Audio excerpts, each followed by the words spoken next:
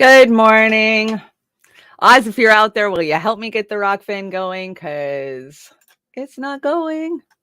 Hang in there for a second, guys, while I get all of these channels launched. I am in a lot more places this morning. So let's see.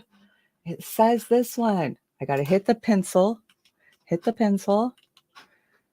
and go live. It won't light up. I just get a stupid red circle with a line through it. So, oh, I think I somehow got it to go.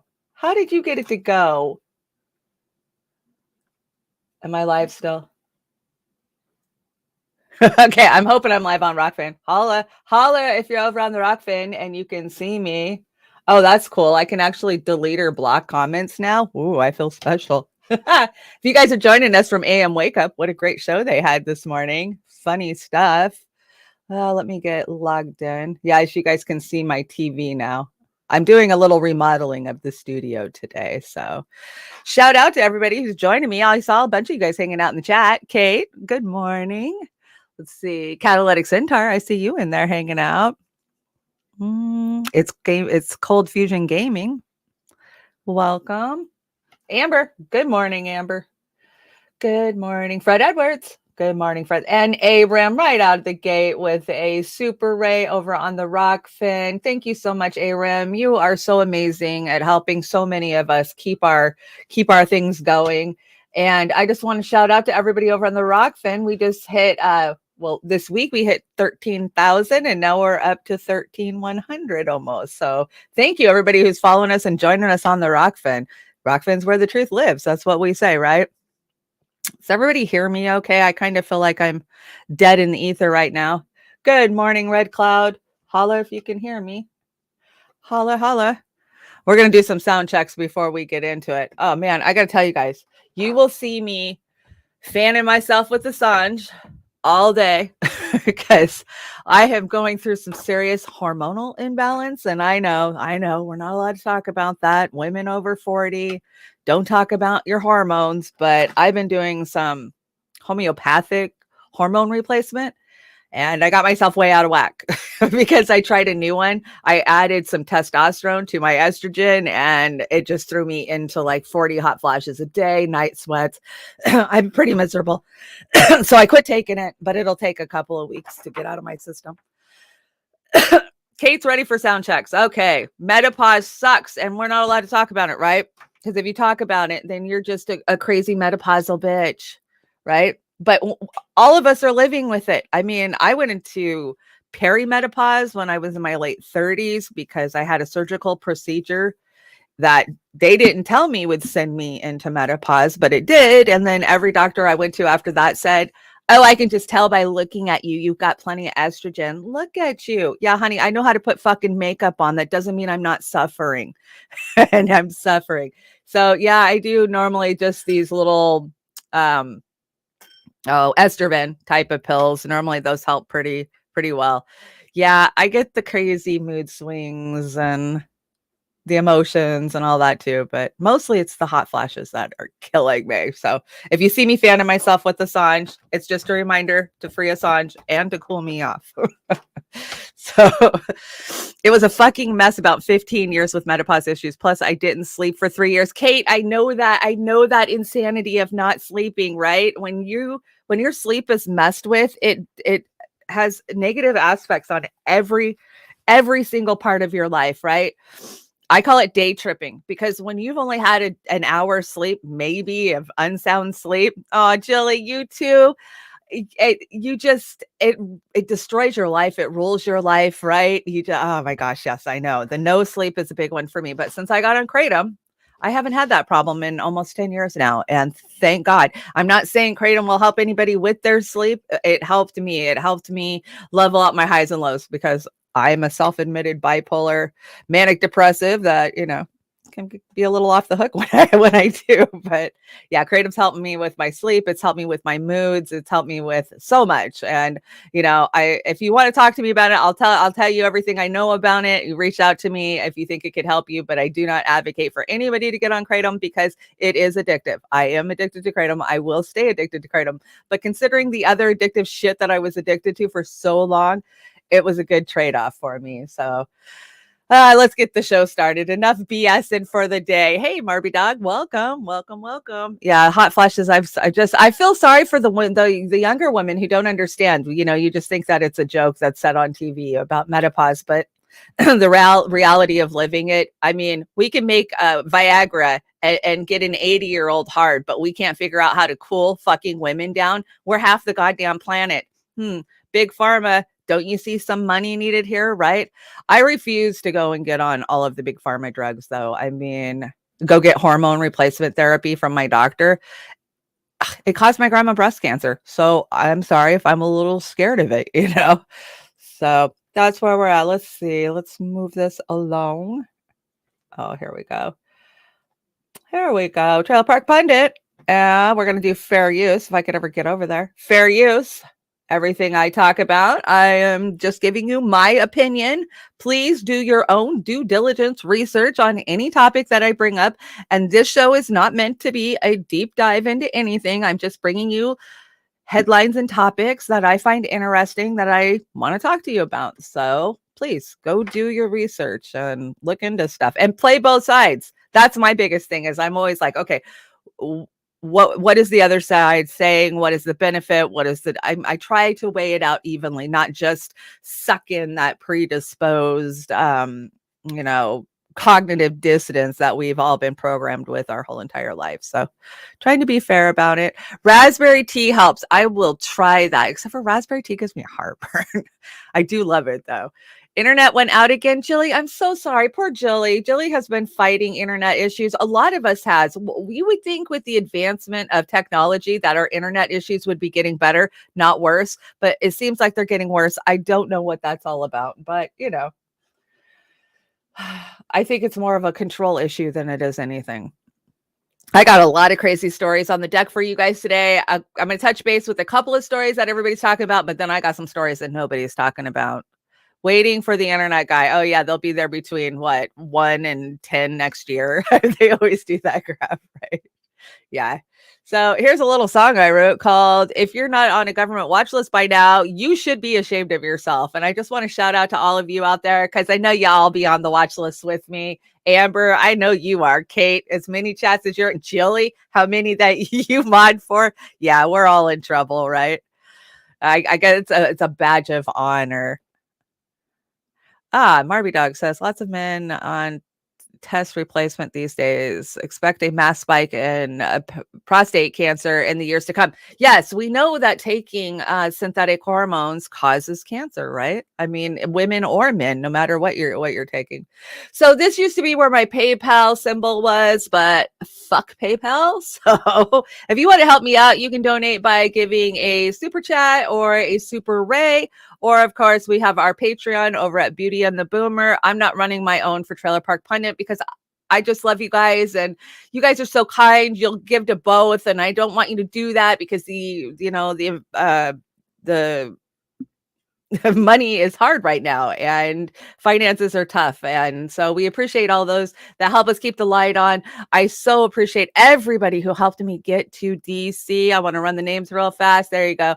You guys, it takes a village and you guys got me there and you just keep me going. And I appreciate you guys more than I can ever say. So thank you so much for your support over on the Rockfin and on the YouTubes. Today we are live at Twitch, Rumble, if Oz kicked off the Rumble, Rockfin, and 2 YouTube channels, my YouTube channel and Beauty and the Boomer's YouTube channel. So I think the only one we don't have live today is Odyssey. So we're moving on up in the world.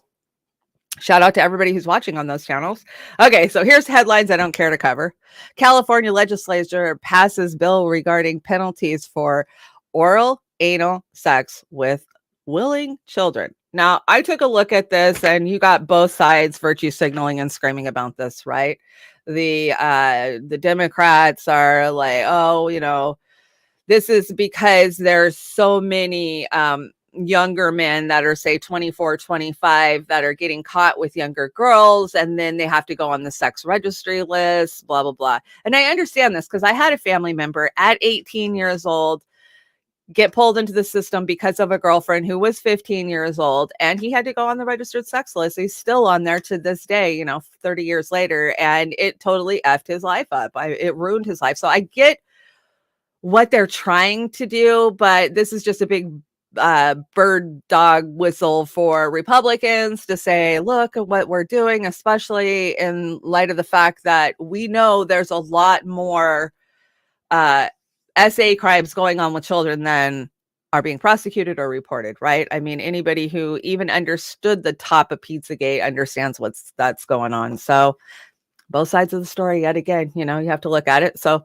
that's a headline I don't care to cover. And experts puzzled why Haiti has one of the lowest COVID-19 death rates in the world, despite administering 0 vaccine doses. We don't know.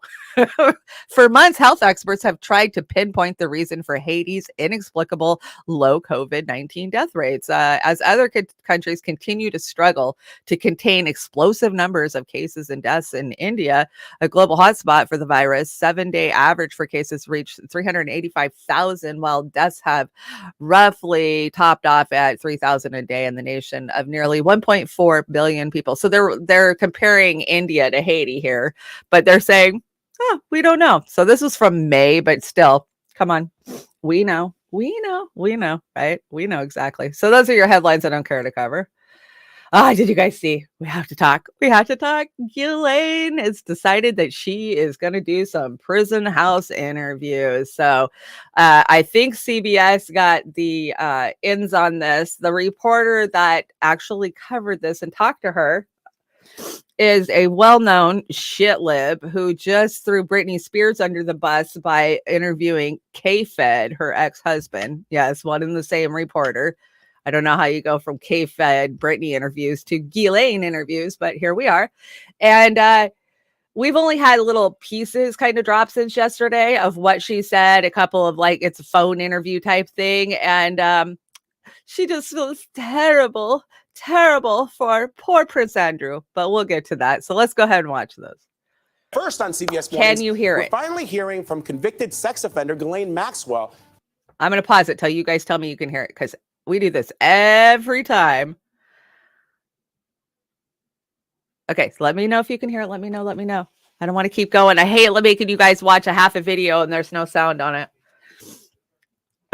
Jilly, I was on the watch list before it was invented. The internet was invented. I believe that, Jilly. I do believe that. You remember they had the FBI watch lists for anybody who was anti-war in the 80s. I mean, coming into the 90s. Yeah, they had lots of things to put you on a watch list for. Yes, you can hear it. Okay. So now we'll keep moving along. So, Ghislaine.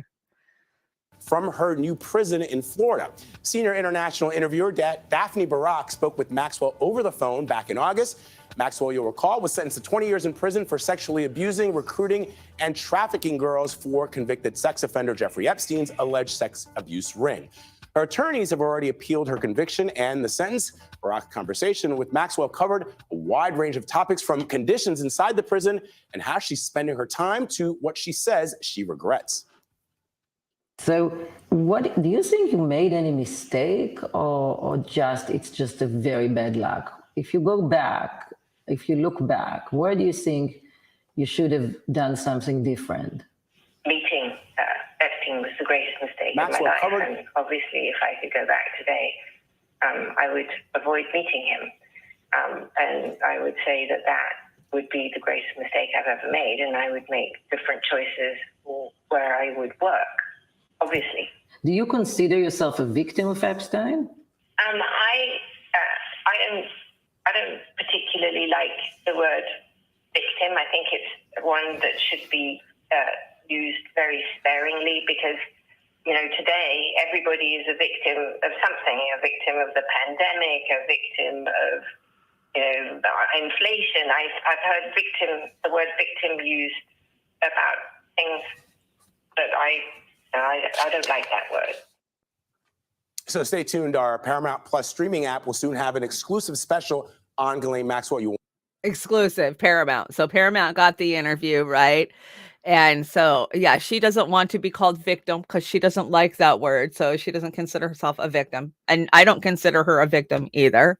As deep dives as we've done into Jeffrey and Ghislaine, by no means was she a fucking victim. I mean, she is straight up a predator. She deserves every year of that 20-year sentence that she got.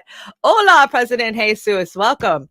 So we're just talking about Ghislaine. Of course, a new interview dropped, and I think I got one more video for you. This is the one where I don't think that there's any talking in this. I think it's all just, you got to read it. But poor Prince Andrew. So she understands that her 20-year sentence is what ended the relationship with Prince Andrew, and she absolutely says unequivocally that the photo of Andrew and one of the victims, Virginia Gouffre, right, was fake, that this is a doctored picture and that is not real, which we have been, I mean, no, bullshit, that is not a fake picture. And I think that whole fake picture she did from, what was it, Top Notch Burger or something, like 2 years ago when she was on the run, was kind of to put it out there that a picture can be faked so easily. But let's read this real fast.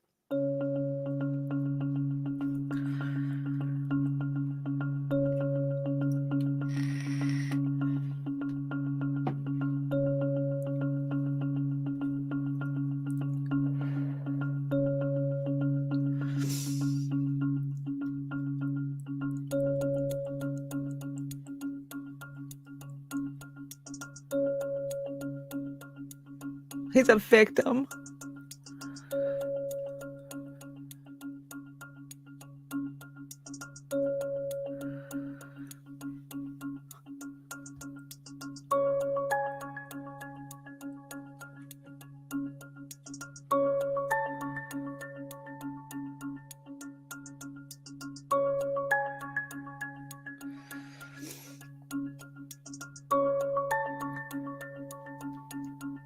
I'm calling BS on this because that's what it is.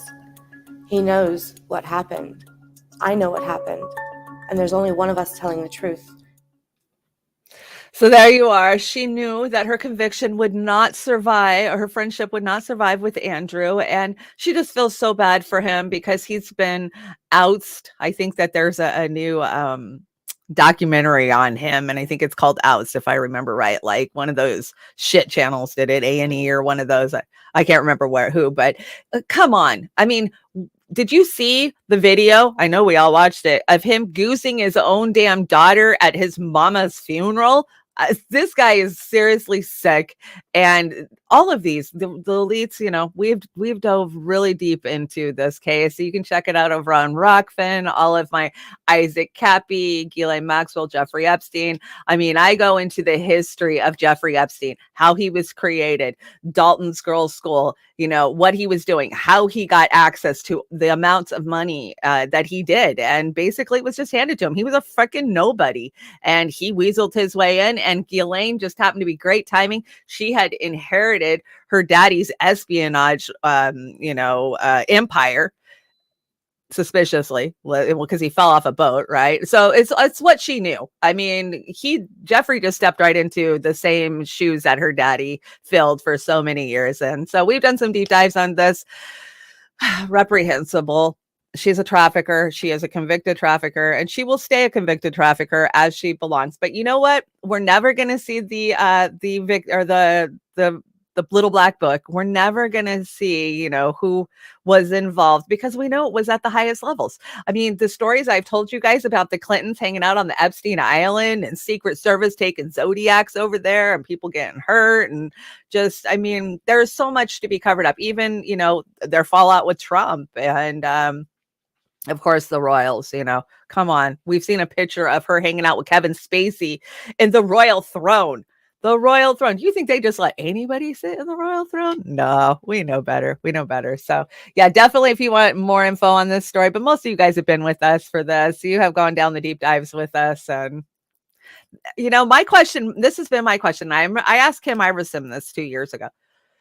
Did somebody else pick up and take over the reins for Epstein and Ghislaine? I mean, you would think that there's got to be some honeypot stuff still going on, right? Our CIA definitely uses it, you know, Mossad, all of these other intelligence agents, right? This is what they've known for the last 60 years is these honey traps, right? Get dirt on somebody and then now you have leverage on them. And a lot of people came back and told me, no, I don't think that somebody stepped into that role and took it over, because in our day and age, with technology the way it is, they don't have to sneak into your bedroom and take pictures of you anymore, right? Because we put it all online. All of our secrets are in our emails or in our text messages, in our DMs, right? So basically, they can get the information that they need to leverage you just by going through your metadata. So I don't know if that's true, but I'm sure a little bit of both, right? That's just my take on it. So Ghislaine, we'll be, I'm sure, covering this more as more of the interview drops and more of her bullshit comes out. We're going to have no choice but to cover it. So I'm sure we'll cover it again this week. Okay, so we have to talk about this. Boston University creates a new COVID strain that has 80% kill rate ratio, echoing dangerous experiments feared to have started this pandemic. What the hell are we doing? Do we never learn anything? Like, oh my gosh, if we could just admit where the original strain come from and how it got here, which most of us know, we definitely wouldn't be allowing this to be happening on US fucking soil, but we are. And here's where we're at, right? You know, all of us in this little independent media bubble that we find ourselves in, we have been echoing and screaming this for years now. I mean, Amber King, Brave New Future, she brought it to you first about where it came from, where they thought it came from, and how it got out. And here we are years later with actually mainstream media starting to utter some of this, right? And the fact that we are allowing it to happen on US soil now, this isn't going to go away, right? This was a trial run. The last 2 years were a trial run to see how easily we would fall in line if we'll get in line with these passports. And I know I'm on YouTube, I have to be careful, but I don't think this is over, guys. I think that something bad could be coming. So the variant, which is a hybrid of Omicron and the original Wuhan virus, oh yeah, let's just mix the good and the bad together, kills 80% of mice infected with it at Boston University. The lab showed top and bottom of the picture, so down here on the bottom left, when a similar group of rodents was exposed to the standard Omicron strain. However, they all survived and only experienced mild symptoms. The scientists also infected human cells with the hybrid variant and found it was 5 times more infectious than Omicron. This study suggests that man-made viruses might be the most contagious form yet. Man-made. It will not doubt surprise any Americans that such experiments continue to go on in the U.S. despite concerns similar studies may lead to a global COVID outbreak. Yeah. Come on. The stupidity of this is just, I got a cat here. I don't even know what to say, guys. We told you it's not going away. It's not going away. They're fucking playing around with it. I mean, we don't even admit there's biolabs in the US, right? We have a bunch of them. I mean, we were talking about Skull Island and, what's the other one for the longest time? And never forget, they are the ones weaponizing this. This is our military. It's the, Boston University lab. Who's funding them? We're funding them. That's our fucking money. They're playing with fire, devil, Jersey Devil. I agree. They're playing with fire. And it's just so scary. Like, we've gone through the simulations of how it could get out of a lab, right? Because they call them onion labs, right? So what that means is there's different layers of security and protection inside the lab. So a level 4 is deep inside, and then you have to go through different systems to clean up, to get out, to de-virusize, right? Well, a lot of times they have maintenance workers and there's problems with their air duct systems, shit like that. Any little thing could get this shit out there, right? And honestly, a lot of people are saying that's how the original Wuhan strain got out there. So thanks, Fauci. A gift again. And here we come with winter. So I don't know what to tell you guys. Just keep doing what you're doing. You're still alive. You made it through the last 2 years, I guess. That's all I'm going to do. Let's see. This shouldn't be totally forbidden. It's playing with fire. Experts condemn Boston lab for creating a new deadly COVID strain with 80% kill rate, warning it could spark a lab-generated pandemic. Now, I had to bring this because if I have to read the Daily Mail and I have to see the stupid ads, I just figured you guys have to too. So there you go. Researchers add Omicron spike protein to the original Wuhan strain. It's highly mutated, which is the most infectious variant yet. 8 in 10 mice infected the lab died. So yeah, something to look forward to for Christmas. What can I say? We're going to have to watch party tonight at 7 p.m. Oh, you are? For what, Amber? Let me know. What are you watching? Every person in the world makes mistakes. When they can clean the floors and have nuke codes, something is bound to happen. Exactly. That's what I'm saying. It's just like they have all these precautions and it can so easily slip out and get out. To watch the real Anthony Fauci here on Rockfin at 7 p.m. tonight. Oh, okay. So join Amber tonight. They're going to watch the real Anthony Fauci over on the Rockfin. Amber, if you got a link, drop it in the Rockfin for our peeps. And that sounds like a good time. I'll probably show up for that too. The real Anthony Fauci. They better not leave out AZT kids and how he could give a shit less about them and how many his policies killed. And let's not forget about the beagles, right? He was torturing beagle puppies.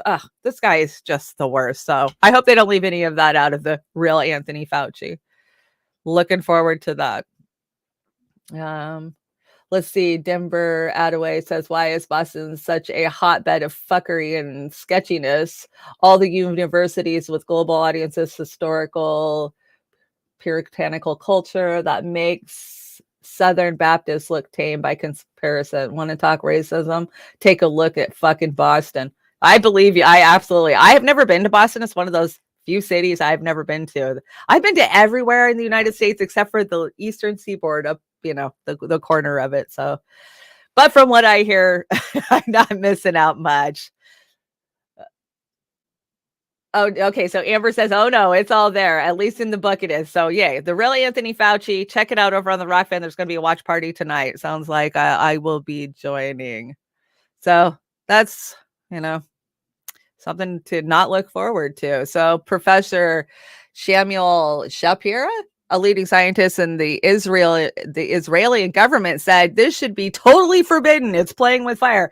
Okay. When Israel is telling you guys you're effing up, maybe you're effing up. Gain of function research, when viruses are profusely mutated to be more infectious or deadly, is thought to be at the center of the COVID origins, right? A Chinese laboratory located just miles from the first cluster of cases carried out similar research on bats. Coronavirus. Yeah, we remember that. But the practice has been largely restricted in the US since 2017. Only 2017. That's when we decided it was a bad idea to bring these highly infectious bioweapons over here to play with. Dr. Richard Albright, a chemist at Reuters University in New Brunswick, New York, today told dailymail.com that the research is a clear example of gain of function research. Yeah. Don't you remember when we outlawed gain of function research? But Fauci had his sneaky ways, and that was go to China. But now, screw it. Cat's out of the bag. Let's just bring it back home and do it here. He added, if we are to avoid the next lab-generated pandemic, it is imperative that our oversight of enhancement potential pandemic pathogens research be strengthened. So we got to do it, guys. We have to do it. So that way we can combat the next one, is what they're saying, right? Just disgusting. Fort Detrick is still doing gain of function. They're all still doing gain of function as far as I know. I mean, they never stop. They just call it other things and they get funding for other things. That's just been the way it's been, what was that book in the 90s? Come on, guys. Tell me what that book was. Hot Zone. The Hot Zone, right? I think that's where they took that one movie with Kevin Spacey from. But I remember reading that book in the early 90s, and it just scared the shit out of me because the one thing that book really conveyed to me was it was imminent. It's going to happen. It's going to escape the lab. Something's going to get out, and it's going to infect the population. When you have a population that has infinite growth like we've had over the last 150 years, something's going to come for us, right? Well, is it natural? or is it man-made? Seems like it. Yeah, Michael Crichton. Exactly, Natalie. So here we are. We find ourselves waiting again for them to come for us, it seems like. Let's see. What do we got now? Biden.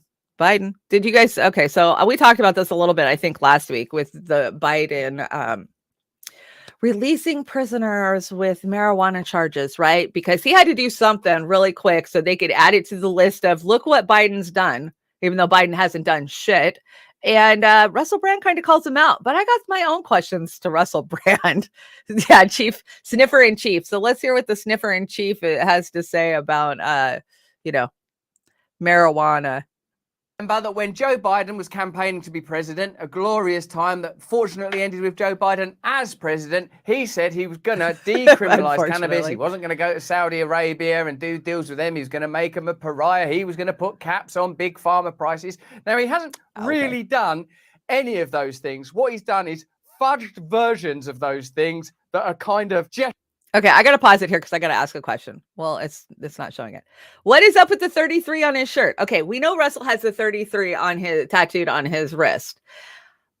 Now, as far as I know, with my conspiracy theory brain, 33 is referencing the Masonic temple, right? The 33-degree Masons. Is that really what the 33 is about? Or is it just that he likes the number 33 and it's supposed to be the number of completion or something like that? I don't know. You guys tell me, what the hell is up with Russell and his 33s lately? Gestures, empty, hollow, shallow gestures that don't really help anybody. And nothing demonstrates this mentality more clearly than what began as a pledge to decriminalize cannabis. It actually, as a piece of propaganda, looked quite good. Let's have a look. As I said when I ran for president, no one should be in jail just for using or possessing marijuana. That's hypnosis is going on there. He's trying to trick us into thinking that what he said when he ran for president is no one should be in prison. But that isn't what he said. He said it would be decriminalized. That's different. That's legally different. So he's only been talking about half a second and there's already been a lie. I suppose we should be grateful that he got to the end of the word. No one should be in jail just for using or possessing marijuana. At a federal level, no one is in prison for that. It's an unnecessary, pointless pledge. At a state level, there are some people, but he's not doing anything about that. It's the very essence of pointlessness. As a person who has drug addiction in his family, I would imagine that Joe Biden would be sympathetic to the fact that drugs are either recreational and therefore nobody's business because it's just leisure, or a mental health issue, as it is with like me, and it seems that it is with his son Hunter, in which case people should generally be sympathetic and it should be treated as a health issue. He's quite right. No one should be in prison at federal level. Thankfully, no one is. What other problems can we solve? I don't want any more caterpillars chewing on my tits. Well, is it happening? No. Well, that's dealt with. It's already legal in many states, and criminal records for marijuana possession have led to needless barriers to employment, to housing, and educational opportunities. And that's before you address the racial disparities around who suffers the consequences. So what this is yet more what I would call pretend politics, stuff that looks like something's happening, but nothing really is happening. Because I imagine the process was something like this. We said we would decriminalize marijuana and cannabis use. It was quite a popular thing. You can't do that because of lobbyists for the prison industry need the prison population to be relatively stable. Maybe people that are Republican or right-wing or whatever you want to describe it as, you use your own words, like they might be anti the idea of people that are drug dealers being released. All right, well, what can we do? Some sort of hollow gesture? Let's do a hollow gesture then. So today, I'm taking 3 steps. Well, don't go in the wrong direction on the second one, is what I'd say. One over there, one over there. Oh no, which way's the stage? First, I'm announcing a pardon for all prior federal offenses for the simple possession of marijuana. There are thousands of people who are convicted for marijuana possession. But not at a federal level, Joe. Not at a federal level. Did anyone explain this to you? Second, I'm calling on all governors to do the same for state marijuana possession offenses. Calling on? Does that amount to making a couple of phone calls? Hey, it's Joe. Joe who? Joe Biden. Joe Biden. Yeah, the president. What are you calling for, Joe? Oh, I don't remember. So there you have it, a bunch of empty bullshit from Biden that he can put on his little list of look what I did. And yeah, I think one of you guys, Marby, you said it best, 0 inmates in federal prison for simple possession, and they know it, right? So they didn't let anybody out for any kind of distribution or manufacturing. I mean, maybe this wiped some records clean, maybe. The only time I've known anybody to get federal marijuana charges, if you are out at like a national park. We have a national park close to us. If you go out there and you party and you drink and you smoke and you get caught, then you're in federal court. I mean, that's the only thing I could think of is people that would have had possession charges at the federal level. Yeah, and exactly what Russell says. We can't legalize nationally from state to state because that takes away from big prison, right? Big prisons got to have those numbers coming in. And the states that have legalized now, we have the stupidest fucking rules and laws, and none of us are the same. None of it's uniform. What we can buy and possess in Washington state is totally different than Oregon, totally different California, totally different than even Colorado. The way that it's packaged, the way that it's distributed. As many of you know, I used to manage a marijuana store in Washington state. And basically what happened is we used to have alcohol illegal in grocery stores or little stores, right? It was a state ran store agency if you wanted to go buy alcohol. Well, we, the people of Washington state, after years and years of this crap, said enough. Just let it go into regular stores. That way we don't have to keep funding, keeping all these liquor stores open for you to control it. So at the same time that they said, okay, we're going to stop enforcing these liquor laws. And now they got a bunch of liquor agents, right? Because I've worked in bars and I've worked in stores. A liquor agent would come in and make sure you had all the proper signage up and make sure that you're not selling to minors and do the test, make sure everybody has their handler cards, right? Because you got to have some kind of permit in order to handle alcohol. Well, that all ended in 2012. So turn around 2013, guess what? All those people still got jobs because we legalized marijuana, and those LBC, that's what they're called, LBC officers, just moved right into marijuana. So basically, all the funding they were getting from alcohol, they just switched to marijuana, but it's so much more, right? Because they didn't know what to do with all of this revenue that was coming in. And the way that they allocated it was like, okay, well, we're just going to dump it into the general fund in Washington state, and we'll allocate, so much percentage of it to going to education, to keeping school kids off of marijuana, since we have these stores now. And we, the voters of Washington state, I remember voting for the bill. It was 502 was the bill number. We wanted that money to go to our schools, to go to our roads, to go to our social service programs like the fire department and stuff like that, right? Fixing shit up. But none of that money is actually going to the things that us stoners voted for, right? And that's what pisses me off the most is we voted for it. We didn't even think about allocating that money, right? And we're not talking about it years later. We are 7 years into legalization in Washington state, and nobody is out on the floor talking about where the fuck this money is going. It's just dumping into the general fund and going to the bullshit contracts that we all know, hand in hand, everything that's corrupt with our government.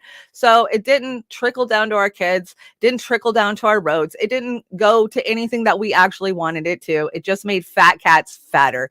And it's pretty sad. It makes me sad that the movement of people who wanted legalization, we had good intents. We really did have good intents. Hey, let's legalize it. Look at the revenue we'll get from the tax revenue.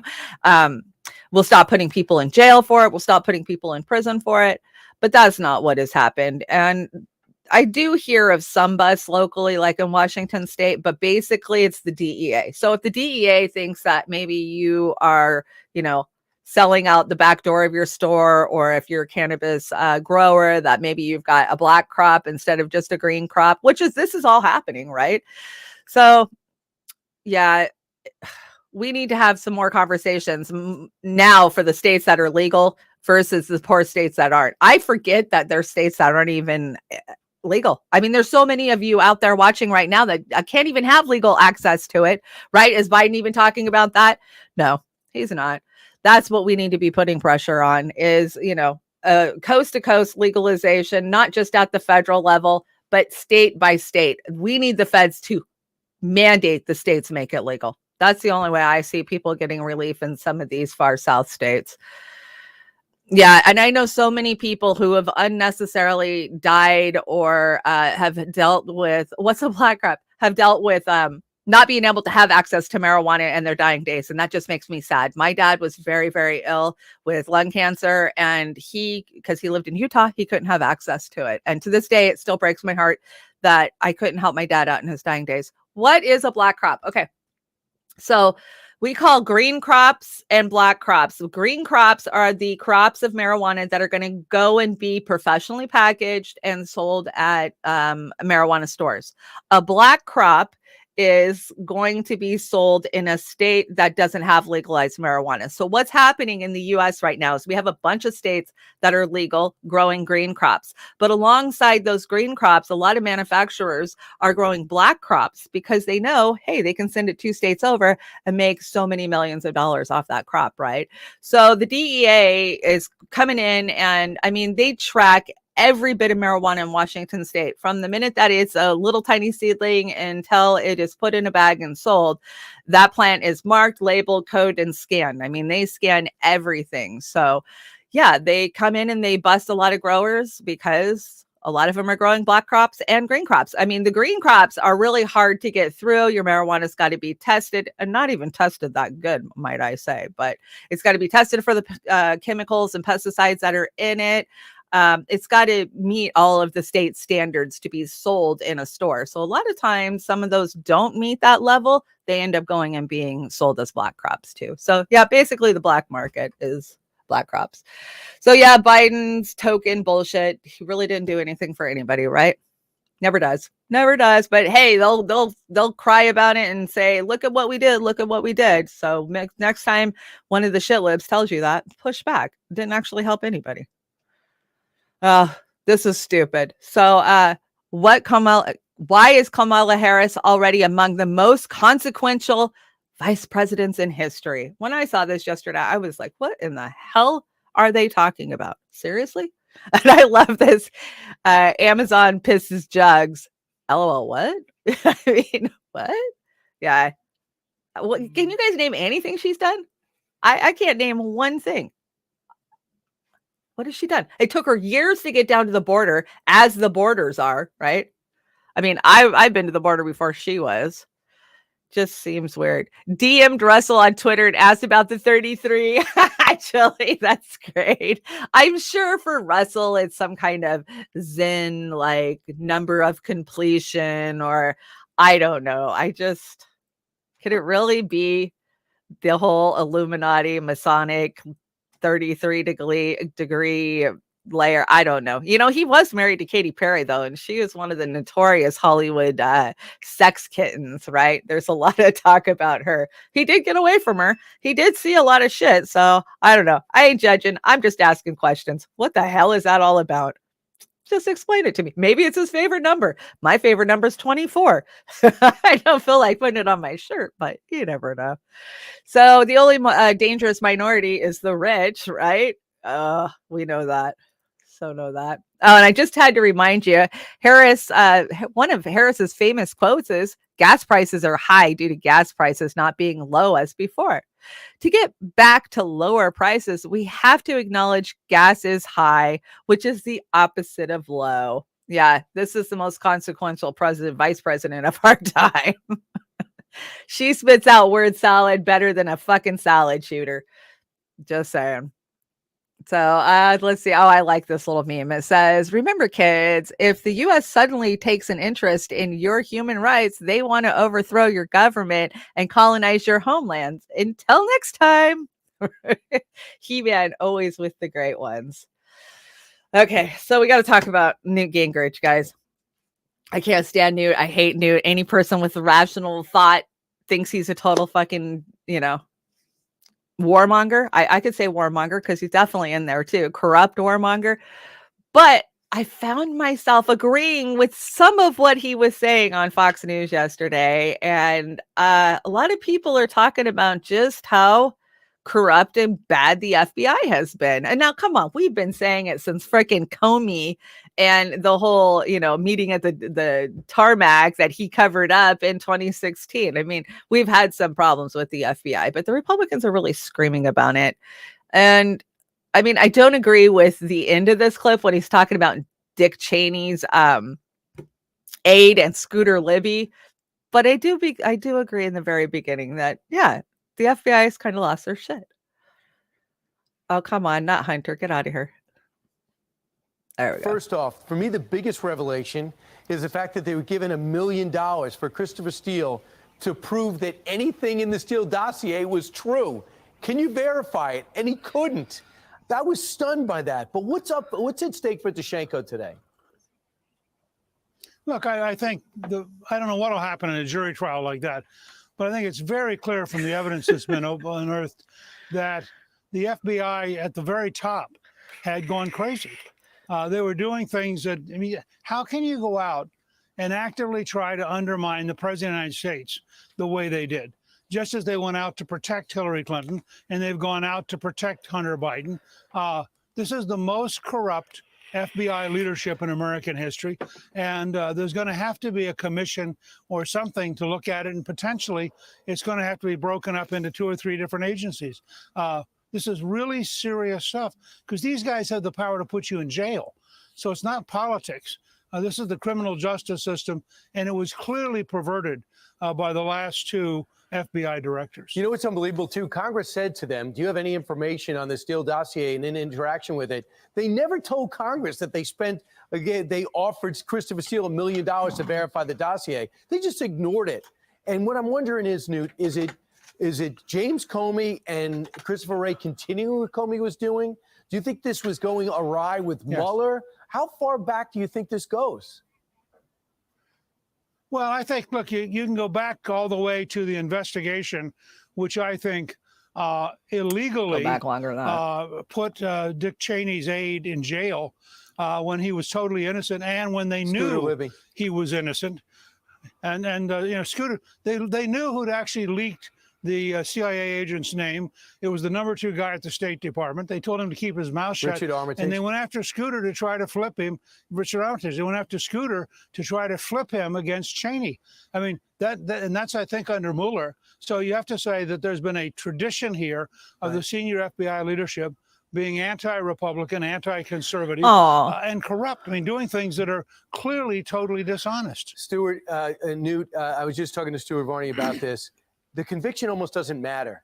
Exposing what Sussman did and exposing what Daschenko was up to really tells the story. Real quick, your thoughts? Well, I think this has been a very important investigation, and I think the new Republican Congress is going to use this as a baseline to really seriously dig into what's gone wrong and why is the FBI so sick. Newt Gingrich, thanks so much. We look forward to getting a quick verdict from the jury. I'm Steve Doocy. I'm Brian Kilmeade. Okay, yeah, Kilme. Is that really his name? Okay, so yes, the Steele dossier. Let us never fucking forget that this was really the beginning of Russiagate, right? I mean, Hillary had thrown a couple of things out there in maybe August of 2016, trying to push it towards, it's the Russians, right? And I remember being inside the Dems like, we have a good relationship with the Russians right now, probably the better relationship that we've had in 50 fucking years. Why of a sudden are you guys throwing them under the bus and trying to make them the bad guy? Well, fast forward, here we are years later. They wanted to reignite a Cold War, right? Because they all get money for it. All of them, all the way down the line. And it keeps all of these agencies fed. And for them to say they hate Republicans. Yeah, I do see that. I see that from the State Department, especially Obama's State Department on up. They've kind of definitely been heavy-handed Dem libs. We definitely saw that in the 2016 election with Comey covering for Hillary, even though he came out and said they were going to do an investigation. And that was the whole reason she didn't get elected. Bullshit. We know better. We know better. Do I think it'll get better under Republicans? No, I don't. I mean, Trump didn't clean house or fix anything in the FBI, right? So it just stayed shitty. would it, I just don't see it getting any better. And yeah, they've been corrupt since probably Hoover. I agree. J. Edgar Hoover. Exactly. I mean, what exactly is the FBI's job anymore? Because whatever the job description is, they're not fucking doing it. I can tell you that. I want to say, this isn't the beginning of this clip was a follow-up to that too, because the what is it, Dachenko's trial? They're doing it's a jury trial, so he is going to be judged by a bunch of what little old pussy hat wearing shit libs that are gonna say, oh, he didn't do anything wrong. I don't know. I just kind of feel like that's the type of jury that he's going to end up with. But I could be wrong. You never know. And so Fox News has been doing the craziest stupid thing. Did you guys see this mock trial they're doing of Hunter Biden?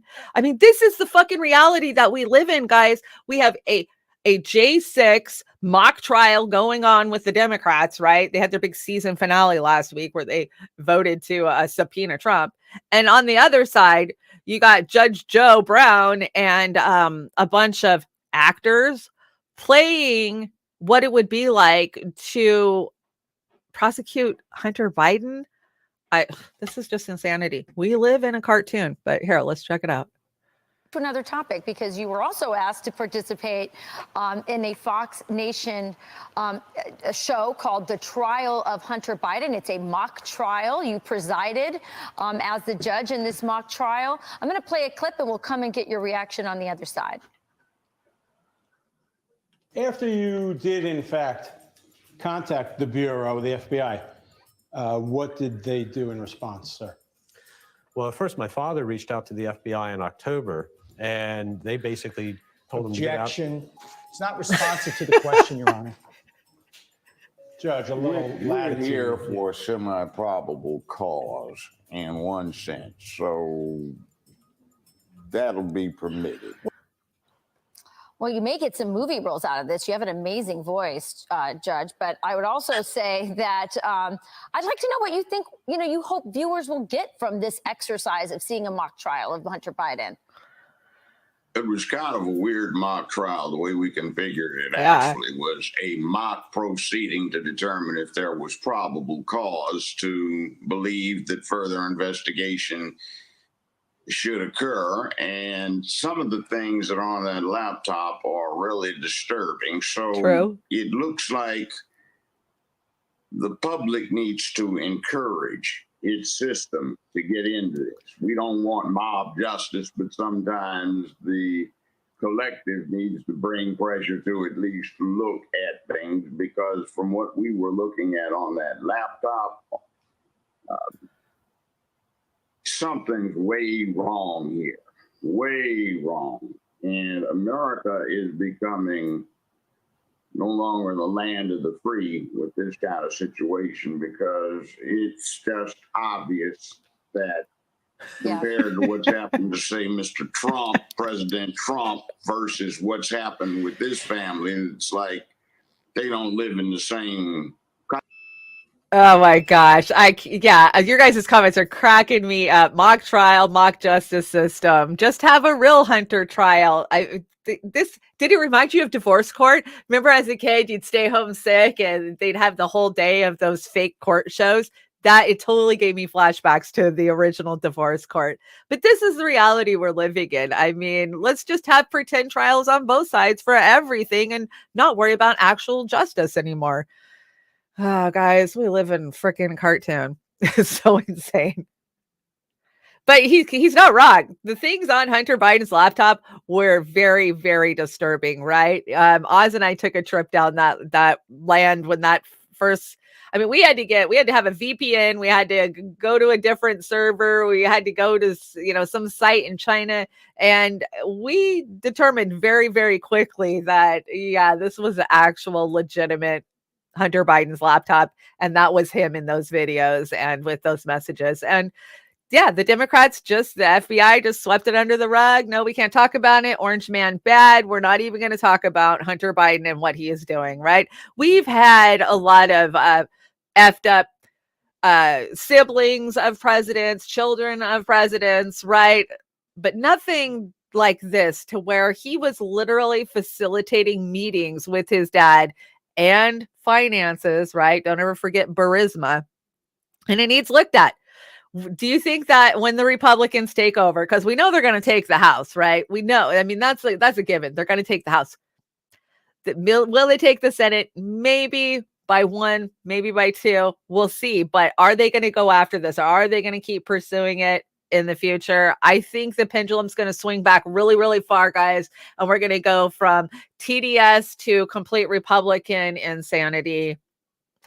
You know, they'll be going after stuff and people, and we have to, make them pay for what they did to the Republicans for the last 4 years, 5 years is the way I see it coming. So is it a big win if they win? Yeah, no. Senate by 1 or 2, who cares? Probably the Senate by 1 or 2, who cares? Yeah, I agree.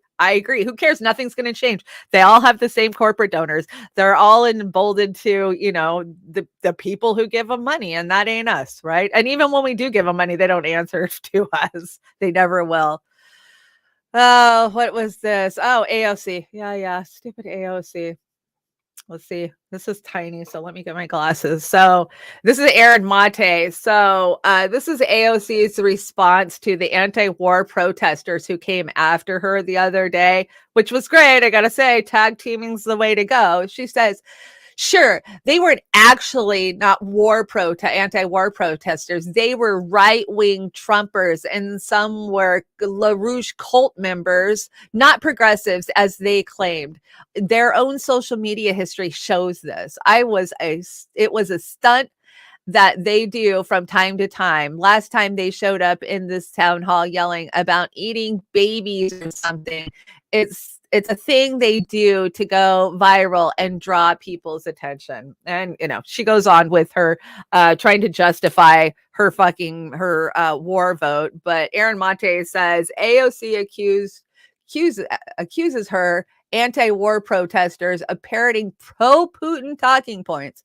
She has nothing to say about Biden's rejection of diplomacy, nor explain how the squad approved billions of dollars in weapons will help in the war. She instead invokes Ukraine's self-determination. So there you go. AOC cannot reflect on the fact that a huge portion of the progressives are anti-war, and we never thought that by putting these progressives in there that they would be voting to send billions of dollars to another country for a war. But this is where we find ourselves at. I dropped my Garland Nixon interview yesterday, and I kind of had time to watch it and, think about, because when you're just talking to somebody at the spur of the moment, right there on the spot, you don't think of everything you could have said, should have said, would have said, right? And I was thinking, because he's talking about, I ask him about electoral politics. I mean, is electoral politics, can it fix anything? And he says, well, sure. If we could actually get a few independents in those spots to actually push back. And I smile and go, oh, you mean like the squad, right? He goes, oh, no, the squad is not an example of that because they fall in line and they toe the line. So that made me think, would it really change if we did get, let's say we got 3 truly independents, and I ain't talking Bernie Sanders, I'm an independent that kisses the Dems' asses. I'm talking truly independent, anti-war, candidates in those spots. Would it be enough to push back on the establishment for both sides? I don't know. I mean, some people have hope that it would. I don't think that electoral politics can fix anything. I think it has to be the workers. We need to be in the streets. We need to be pushing back. We need to, what is it Richard Wolff says, seize the means of production. I think that's the only way that they feel our power is when we hurt their pocketbooks. So great news, guys. I figured out why I'm fat.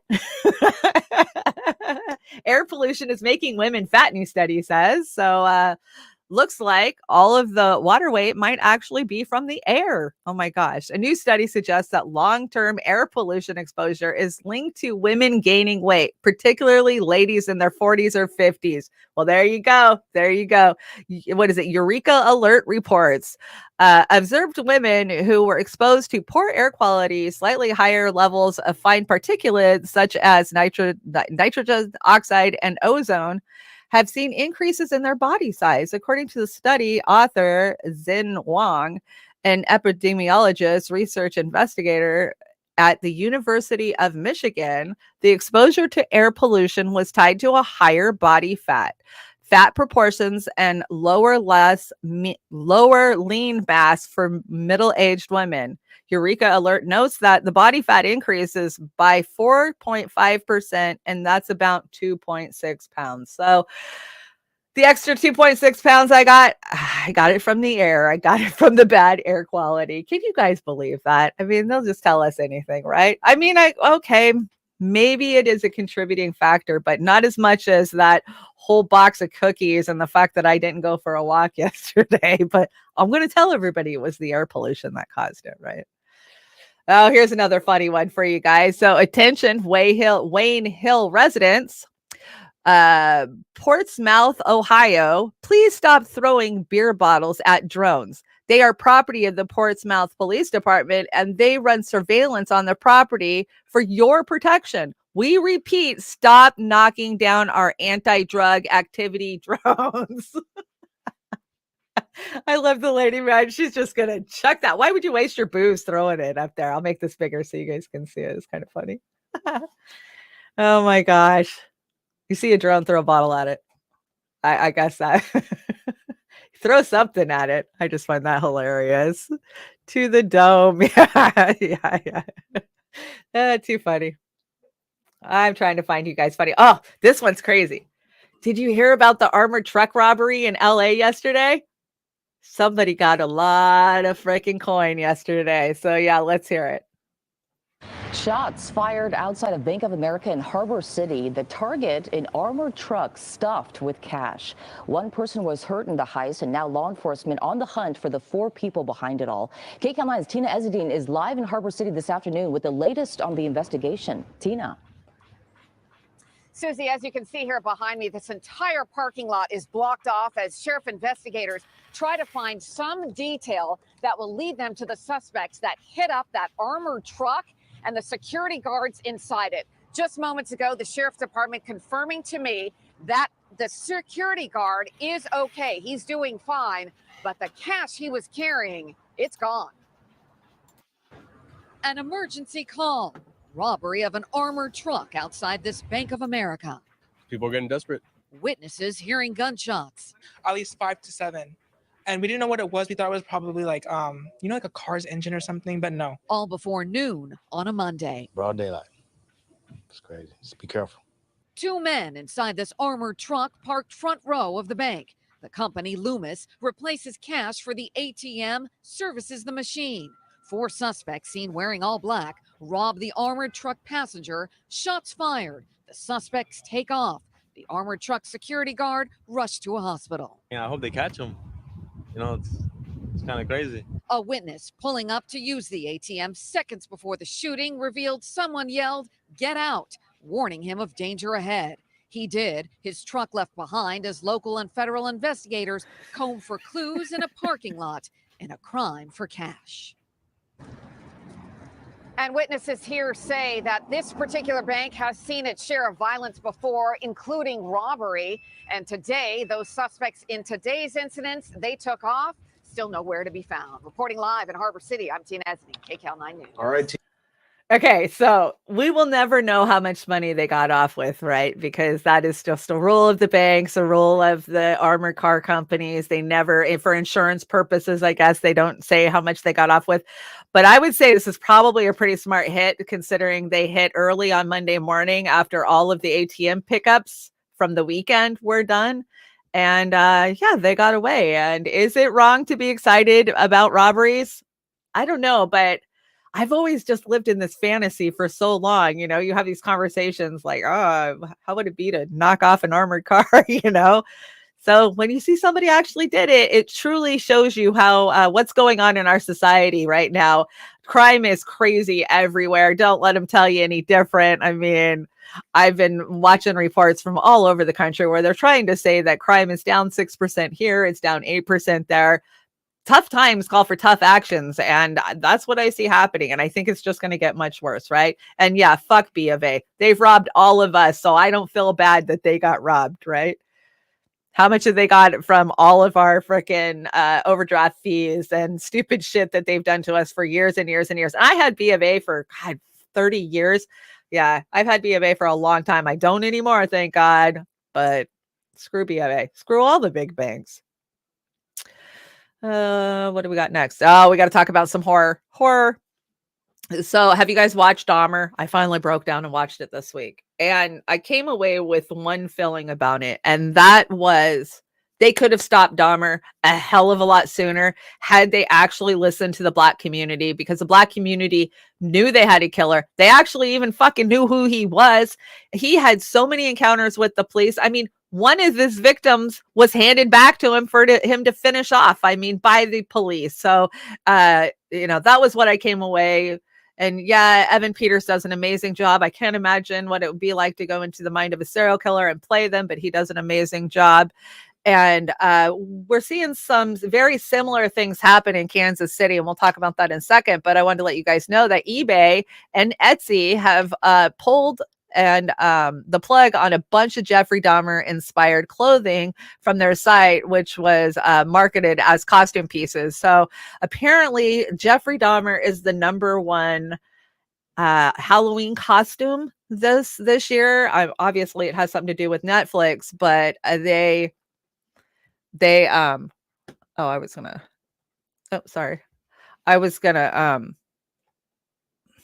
lost it. There we go. So yeah, no, Jeffrey Dahmer, don't be Jeffrey Dahmer for Halloween, guys. That's just wrong and creepy, right? Let's never forget about the victims, the poor victims, the families that'll never see their loved ones again because of this fucking monster. And like I told you last week, the FBI says there's 25 to 50 serial killers working our areas at our country at all times. It could be much higher than that. I think it's probably higher than that now because of COVID, because a lot of people have snapped, right? I had this sent to me and I was gonna cover, darn it, why won't it? Anyways, I'll just read this to you guys. So this was a message that went out from a bar manager here locally. It says there appears to be an active serial killer in Seattle. The news hasn't been made public on news outlets, but sounds like it will be soon. For numerous sources, we have heard that someone is abducting and dismantling women in their 30s. All victims were out with friends getting drinks and abducted between 12 a.m. and 7 a.m. All have been found in the South Seattle area. Moving forward, no one walks to their car alone. This is non-negotiable. We're taking safety very seriously. So this is a message from somebody. This is only from last week. And I went and did the research, and there is zero information coming from the Seattle Police Department. There was an arrest this week in the Seattle area where one guy apparently, they know he murdered a woman, but he had an accomplice with him. And now the cops haven't said crap about that. They found the one body, and I don't know if this is the case that they're talking about, but there's definitely something going on in Seattle. But it's not just Seattle, guys. They're popping up all over the damn country. Now, if you hadn't heard about this story, I was a little shocked when I heard this story yesterday. The Kansas City Star. So a woman, so let me start on this. Let me start over again. So Kansas City police say that the reports that missing Black women is completely unfounded. Less than a month later, a Black woman escapes after being kidnapped from KC and tortured in a basement for a month. So I'm going to play this little clip for you. Basically, the people, and that's the Dahmer, the people knew. The people in the community knew. The people at the bars, the people at the bathhouses, the people that were encountering him, they knew this guy was effed up and he was doing some wrong stuff. But every time somebody went to the police just didn't care. Why? Because it was the Black gay community. And very much like that, this Kansas City one, it seemed like the police just did not give a shit because it was Black women that were disappearing. So again, we had a warning weeks earlier that this was happening from people in the community, and turned out to be true. So let's hear this. News channel. If you could please do me a favor and subscribe to all channels and like this video, I would greatly appreciate it. So last month, a gentleman got on social media and issued a warning that there was a serial killer on the loose in Kansas City, Missouri. Check it out and come on back. I am a little upset right now. The reason I'm upset is because we got 4 young ladies that have been murdered within the last week here off of 85th and Prospect. We got a serial killer again, and ain't nobody saying nothing. The media's not covering it. We got 3 young ladies that are missing. Ain't nobody saying a word. What is the problem? Why can't we get some cooperation? Where's our community leaders? Where's our activists? Where's our public officials? Where's our police department? Where is those folks at? In President Gardens. Come on now. We need to start knocking doors. We need to start making sure that this is brought to the light. We cannot continue to let this happen. So as you saw and heard him say, listen, there's a serial killer on the loose. We got Black women and girls missing in this area. Nobody's listening and all of that, right? Now, shortly after that, the Kansas City Police Department issued this statement. We are aware of a social media post circulating regarding the murder of 4 women in Kansas City, Missouri in the past week at the hands of a quote-unquote serial killer, and the report of 3 additional women missing. We want to make the public aware of this claim. It's completely unfounded. There is no basis to support this rumor. Furthermore, we notify the media anytime we respond to a homicide. There is a daily homicide analysis, which is also posted on our website. There has been 1 female homicide victim in the last 6 weeks, which occurred in the 3600 block of Cypress Avenue. Okay, so about a week or so ago, a woman that goes by the name of TJ escaped from the basement of a white man by the name of Timothy Haslett, who is 39 years old. He looks a lot older, but anyway, she escaped when he went to take his child to school.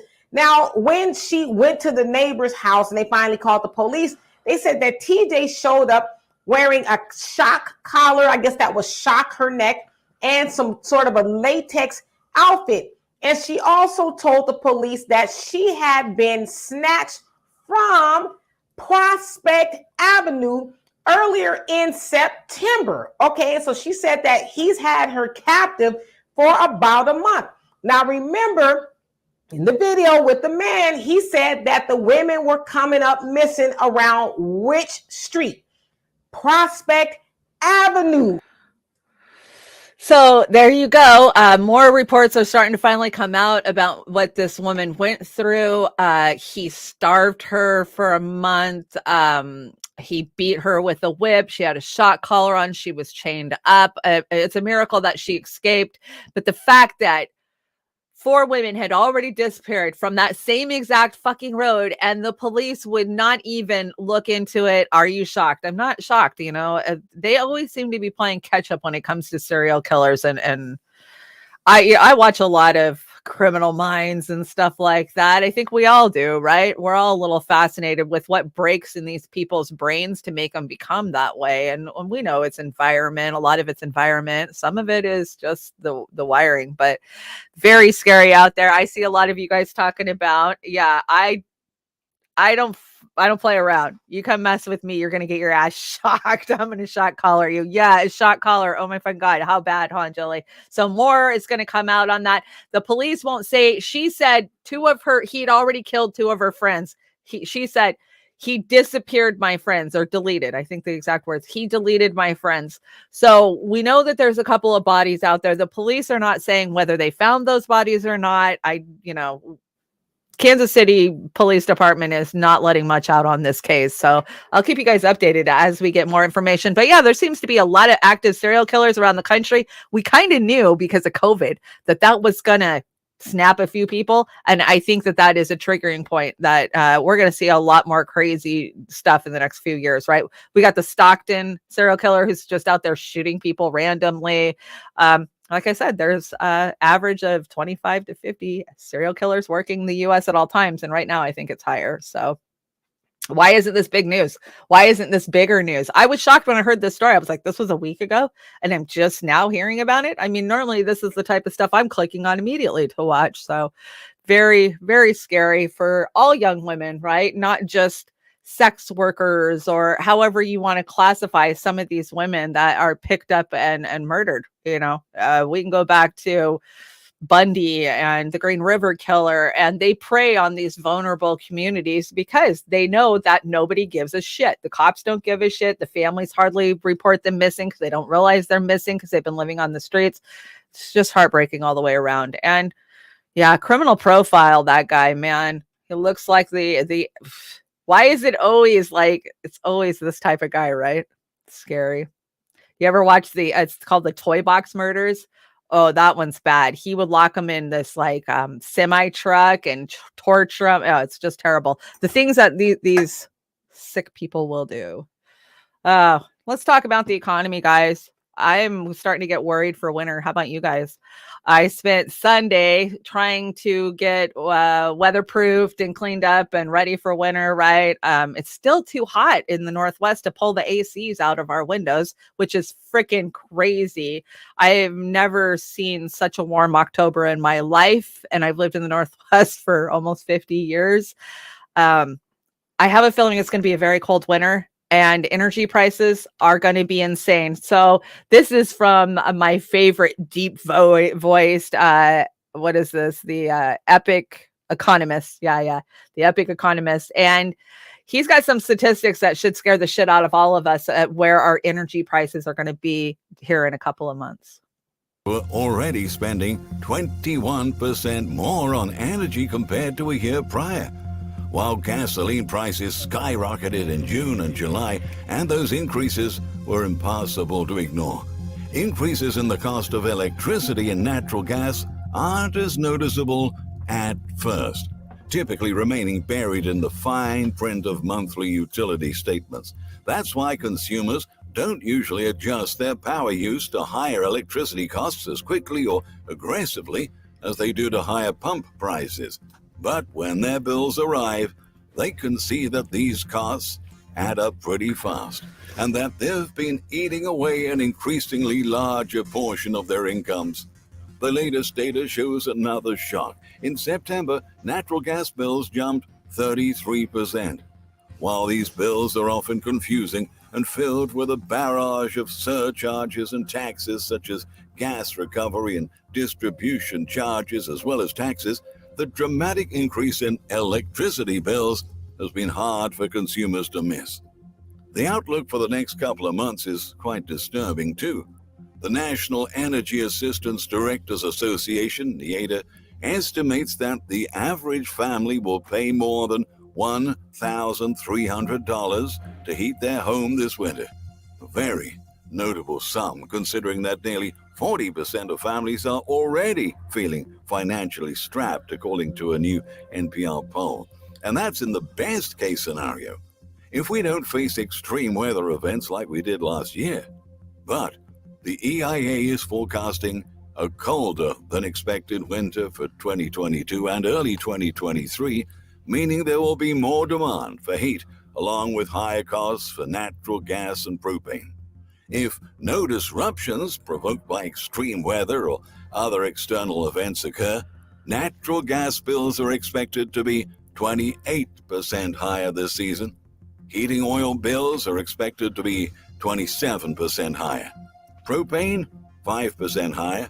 Electricity bills, 10% higher, according to its winter fuels outlook.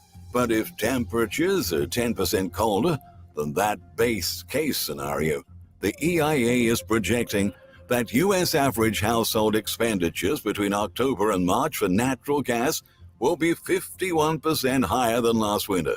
Propane costs under that scenario are seen as 36% higher. In some states, wholesale energy prices are set to reach stratospheric highs, such as in New England, with an expected increase of 96%, and in New York, a staggering 124% rise. That is crazy. We are so going to feel that. Oh my God. I mean, yeah, we all knew gas prices and energy prices were going up, but these numbers are insane. Natural gas, the difference between 2020 and 2022 22 and 23 is 66.1%, electricity 11.5%, heating oil 74.5%, propane 57.8%, and all fuels 35.3%. Now I have electricity. I kind of feel lucky now. I mean, when I lived in the South, DC, I used to live in the South, and yeah, I know there's always a hot October, right? It doesn't get cold till the day after Halloween. But these type of prices in the South, they use a lot of natural gas. That's all we used when I lived in the South. I mean, that's how my dryer was gas, my stove, my range was gas. I don't know how people are going to make it. I mean, we're barely surviving now, right? I mean, as it is, I already give probably at least a third of my income to the Power Gestapo. And yes, I call them the Power Gestapo, and I have for many years. As a single mom, you know, people think that if they donate a little extra money in their power bill, or there's charities locally that are going to help single moms out who have shut off notices, I'm here to call bullshit on that. They don't give a shit if you have a house full of kids. They don't care if it's the middle of the winter. They want their money, and they want it now, and they'll shut your fucking power off. And then once they shut their power off, they want another $500-$600 deposit to turn it back on, plus pay your bill. I mean, they make it impossible for working poor to live. And this was pre-Ukrainian war. I don't know how people are going to do it.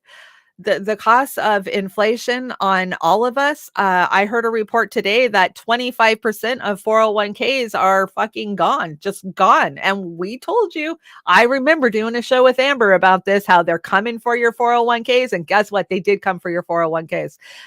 What's left for them to come after? I mean, they're just gutting us in every way that they can. Maybe we should start coming up with ideas on how to weatherproof our houses, right? We're a community, and that's why we are building this community, so we can share ideas with each other. We can come up with solutions on how to survive this shit. Move to Russia, Julie. Plastic over the windows, the blankets, carpets. I mean, I have linoleum out in my kitchen, and I used to have carpet out there, but I ripped it out. And I know that the floor stays warmer if I keep rugs down, right? So I'm kind of adding extra rugs where I can. I'm going to be getting the double pane windows in as soon as it's not 80 degrees in the day, and I can pull the ACs out. You can put in a wood stove. Yeah, sometimes putting in wood stoves, like in my mobile, it would not be easy because you have to get a building permit. A building permit is thousands of dollars, and then it has to be approved. You know, your pad and how you set it up is, for some of us, it's not just as easy as throwing a wood stove in. But I know a lot of people that live kind of rural and off the grid. And yeah, the wood stove is how they're going to stay warm. But this is scary, guys. This is scary. And you don't see anybody really talking about it, right? Oh, we're talking about how energy prices in Europe are going to be. But what about here? What about home? I mean, the dollar's not going as far as it used to. So we got to come up together with ideas to help each other out. You know, I don't know what that looks like. Does that look like some kind of energy fund where we all donate a little bit of money and people can come ask for help? I don't know. That's the way you think it should be set up, like LIHEAP and, your local community action programs. But that's not what's happening. You have so many hoops you have to jump through to qualify that those really, really in need, they don't even bother asking because they know they will just get turned down. And you got to have an address and you got to have a power bill. And what if your power bill's in somebody else's name because you couldn't afford to pay the one that was in your name? There's just so many things that keep those, people down. It's just going to get worse, just like evictions, right? Well, I figured we'd talk about, since we're all so poor, let's talk about Bezos's yacht. Let's check it out and see what Bezos is going to be doing with all your money that he's making from the government. Jeff Bezos' personal mega yacht was observed drifting off the coast of Turkey. One cannot dispute the beauty of this craft, regardless of one's interest in yachts. At 136 meters in length, this yacht is the 14th largest in the world. Lursen, a shipping firm, constructed it.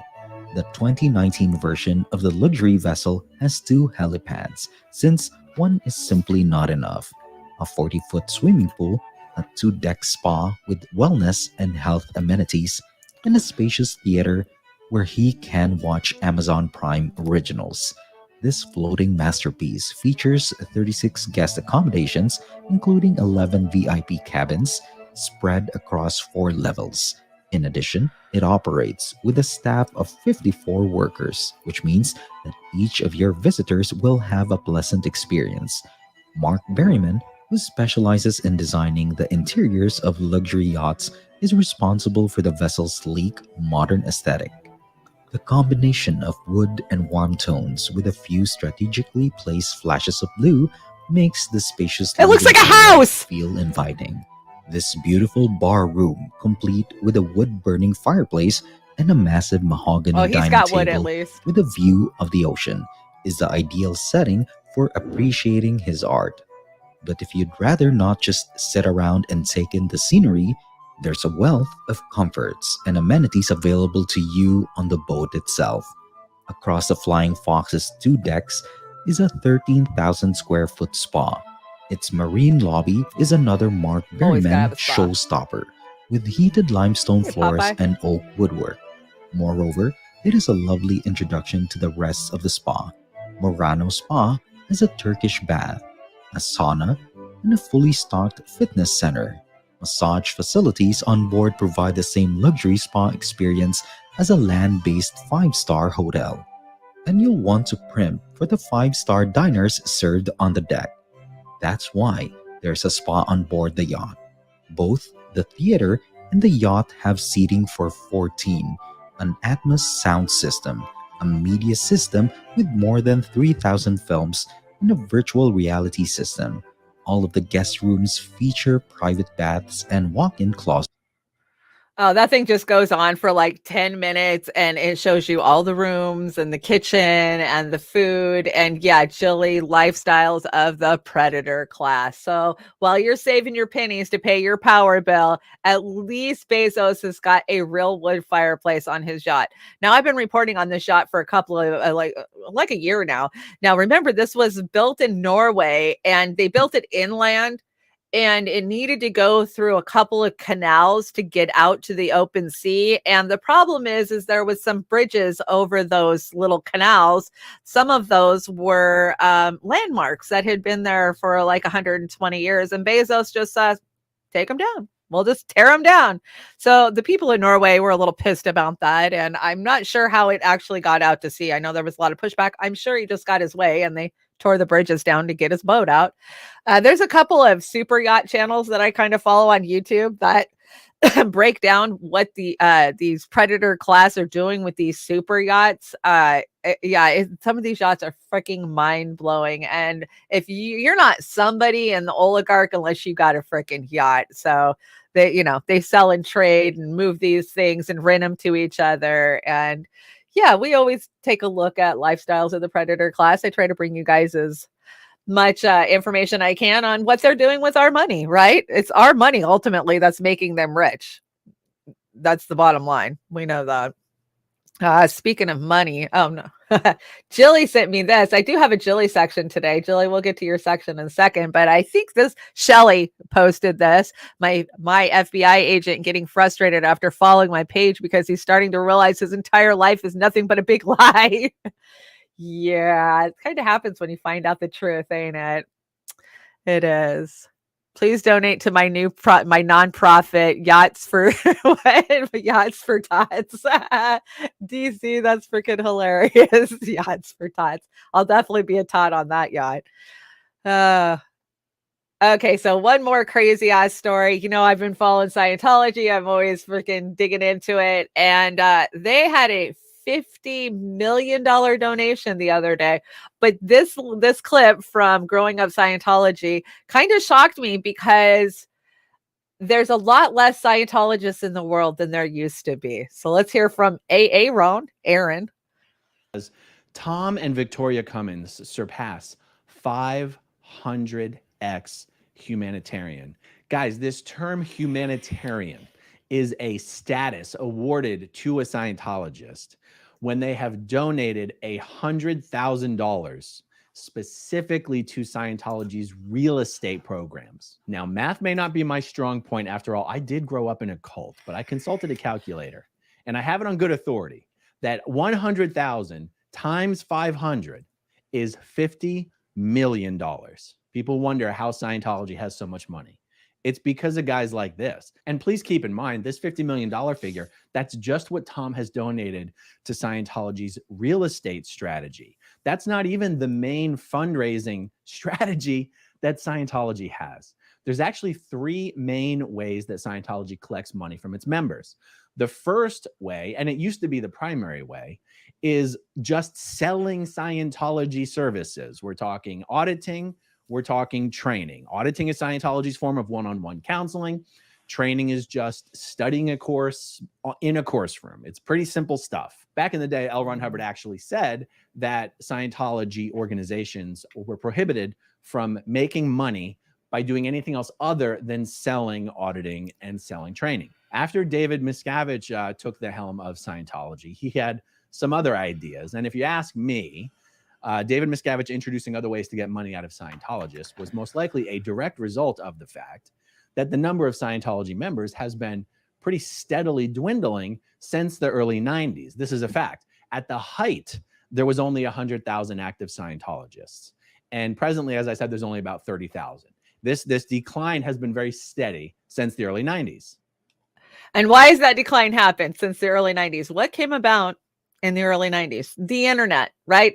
The information that this is a fucking multi-level marketing cult has leaked out there. If you think about it, right? In the 80s, if you guys remember, there'd be little clips about them and how wonderful they were that would pop up on Lifestyles of the Rich and Famous, or maybe E! Entertainment TV would talk about the Celebrity Center. But it was only with the internet that the truth of this freaking cult started to get out. And now the numbers are dwindling. And I think the reason that I'm so interested in this is because of their nonprofit status and how they have just ripped our government off for all of this money that they've brought in. And they're allowed to do it because the celebrities and the money and power they have, they cover up for. I mean, we've heard crazy ass stories about how they bugged the IRS's conference room so they could get information when they were going through legal challenges about their nonprofit status. I mean, crazy. And yeah, I worked for a Scientologist. They're freaking terrible human beings. I've never met one that was right. And I don't care if I'm offending you or not, because you need to wake up and look at what you're messing around with. Scientologist almost kidnapped me in LA. No way, DC. I'm so glad that the Scientologist didn't get you. Stay away from the Scientologists, man. They just want your money. They want your money and your soul. That is super scary. So I'll keep bringing you updates from Scientology. Of course, we got the Danny Masterson case on trial right now. As soon as we get an update on that, I will bring it to you. And I'm hoping that some salacious truths will get dropped during that hearing or that trial. But let's hope some people wake up to what they're involved in during that trial too. Lisa Marie is scheduled to be a witness on that, and some pretty big time Scientologists are on the list. I saw the witness list the other day, and damn it, Hyde, what the fuck? Yeah, damn it, Hyde. That makes me sad, because Hyde was always my favorite character on that 70s show. But live and learn. People aren't what you see on screen. All of us aren't what you see on screen, right? This is a reminder. This is a call to action for all of our friends in the UK. If you are in the UK, please, this came from Stella. This is an email from Stella. It says, this urgent action involves calling your members of the European Parliament to make your voice heard. Please, Julian's got a lot of good awards this week. I mean, I saw the printout of them. It's just amazing. He deserves every single one of them. But if you are in the EU, please call your members of the parliament and tell them, hands off Assange, free Assange, do not extradite. Don't extradite him to the US. So if that's in your power, please use your power. I think I have, hold on. We're not going to talk about Halloween yet. I think I have a Jilly section. I want to grab a different screen real fast. There we go. Jilly sent me this. I'm not sure who you got this from, Jilly, but I always have a Jilly section now that I throw in at the end of the show, because Jilly sends me so much amazing stuff, and I literally could write a whole show with what Jilly sends. So let's watch this.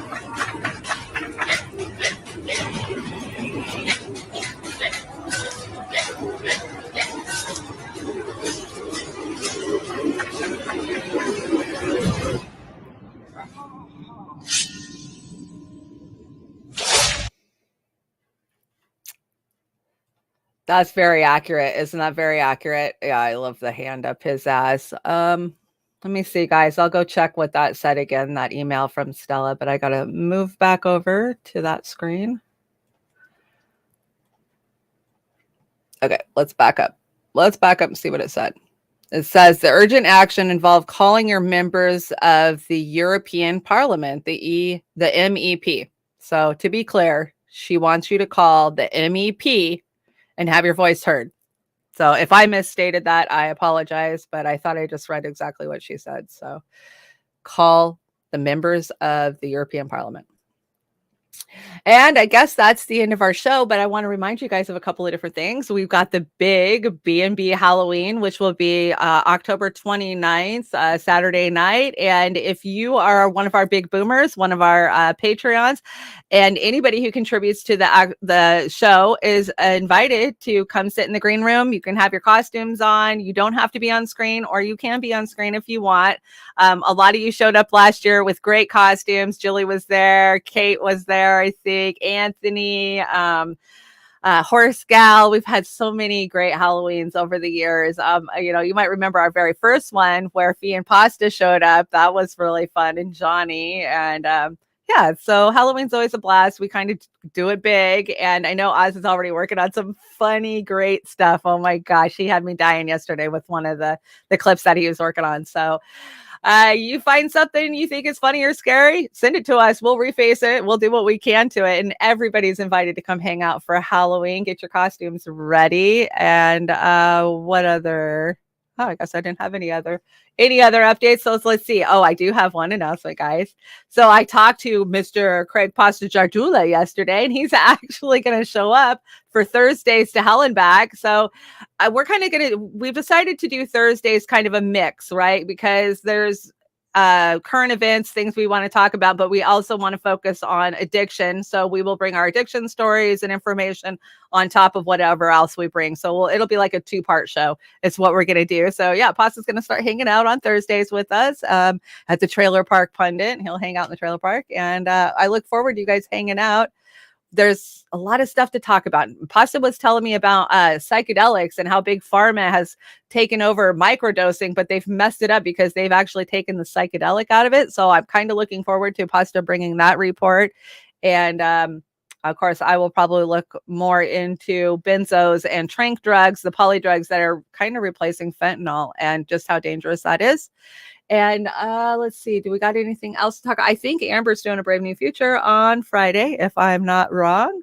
And of course, we have Beauty and the Boomer on Saturday, which will be leading up to Halloween. So Oz and I kind of like to stretch Halloween on. I think we're worse than with Christmas. And I know as soon as I hit in broadcast, I'll think of something I should have told you guys. But you know what I want to tell you guys? I want to tell you guys you're freaking amazing. I cannot thank you guys enough. Denver, Attaway, Fred Edward, Amber King. Thank you guys for hanging out over on the Rockfin, and everybody who's hanging out at the Rockfin. Thank you guys for the super raise over on the Rockfin. AREM, we appreciate you more than any of us could ever say.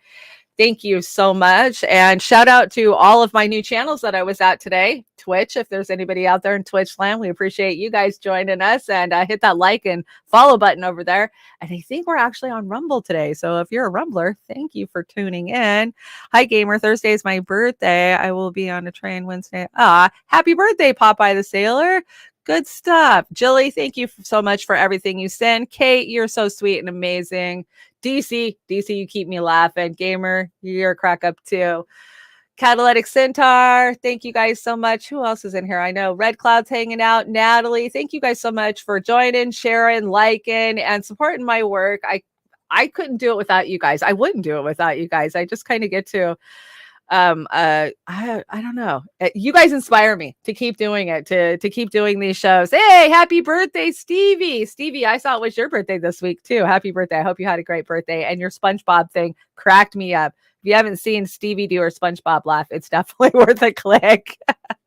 So let's see. I don't know who's next. I guess Heartlands Media normally comes on after me. Of course, Sabby Sabs had some great interviews this week. Go out there, support independent media, because this doesn't happen without you guys. And I want you guys to have a great week, and I will be back Thursday with, of course, Craig Pasta-Jardula, and we'll hang out. So thanks for joining me. And we're going to close out with Violent Femmes. Of course, America is the home of the hypocrite, because America is the home of the hypocrite. See you later.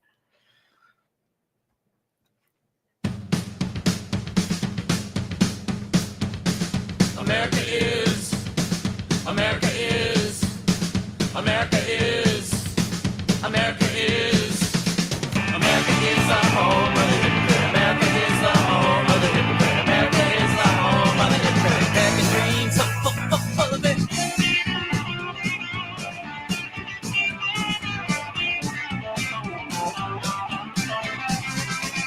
Look at the Indians, look at the blacks, look at the figures, look at the facts, look at the facts, not the lies, and you'll find out, big surprise, that America is the home of the hypocrite. America is the home of the hypocrite. America is the home of the hypocrite. American dreams are full of it.